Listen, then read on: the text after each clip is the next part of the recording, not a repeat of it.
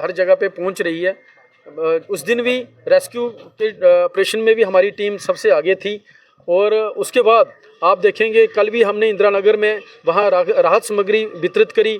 आज भी इंदिरा नगर में और मंगू चक में आज निकले हैं हम कपड़े बांटने के लिए, क्योंकि कपड़ों की बड़ी सख्त ज़रूरत है। और आज जहाँ आके हमें और नई चीज़ महसूस हुई कि हम बड़े लोगों के कपड़े तो ला रहे हैं, अब सबसे बड़ी ज़रूरत है छोटे बच्चों के कपड़ों की ज़रूरत है। कपड़ों की ज़रूरत क्यों है?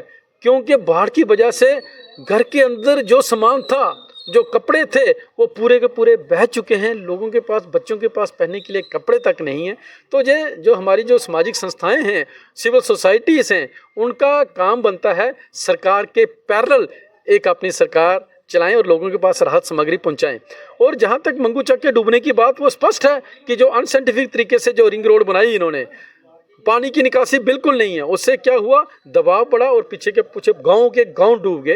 तो ये सरकार भी थोड़ा अपने अंदर एक वैज्ञानिक दृष्टिकोण डेवलप करे, वो सोच डेवलप करे, ताकि हम विकास करने के लिए, जिसको हम बोलेंगे सस्टेनेबल डेवलपमेंट, उसकी तरफ ध्यान दें। आप जंगल काट रहे हैं, आप पहाड़ काट रहे हैं, तो ये प्राकृतिक आपदाएं आएंगी, क्योंकि नेचर के साथ आप जब खिलवाड़ करोगे तो नेचर रिवर्ट जरूर करेगा। तो इसलिए इस सरकार को चेताने के लिए सरकारी संस्थाएं, सिविल सोसाइटीज़, प्रेशर ग्रुप्स ये सरकार को जितलाएंगे कि ये जो आपका जो अनसाइंटिफिक अनप्लान्ड तरीके से किसने ये डिज़ाइन की ये रिंग रोड, कि जब उसका क्या उनको नहीं पता था कि स्टैटिस्टिक्स उठा के देखें, पिछले काफ़ी अरसे से बाढ़ें आती हैं, जहां तवी का किनारा है, बड़े बड़े नाले हैं, जहां से निकासी है। जब निकासी है ही नहीं तो क्या होगा, पीछे पानी का बैकलॉग होगा ना। तो वो हुआ, उसकी वजह से ये पूरे के पूरे गांव डूब गए। आज हालत देखो।